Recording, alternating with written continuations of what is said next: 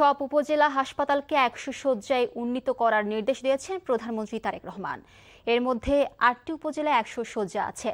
স্বাস্থ্যমন্ত্রী সরদার সাখাওয়াত হোসেন সচিবালয়ে এসব তথ্য জানিয়েছেন।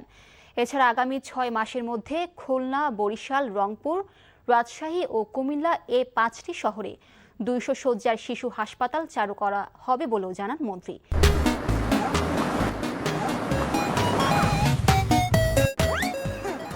এজন্য প্রয়োজনীয় লোকবল দিতে জনপ্রশাসন মন্ত্রণালয়কে বলা হয়েছে। মন্ত্রী আরও জানান, চীনের উদ্যোগে বাংলাদেশের 5টি শহরে নারীদের জন্য বিশেষায়িত হাসপাতাল হবে।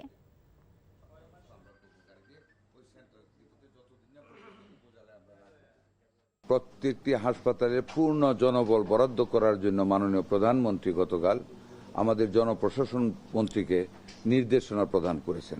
আগামীকাল জনবল বরাদ্দ হলে আমরা অর্থ মন্ত্রণালয় থেকে আর্থিক কোড নিব এবং ইনশাল্লাহ আগামী কয়েক মাসের ভিতরে মাননীয় প্রধানমন্ত্রীকে নিয়ে আমরা এই 5টি শিশু বিশেষায়িত হাসপাতাল উদ্বোধন করব। প্রত্যেকটিতে আইসিইউ থাকবে।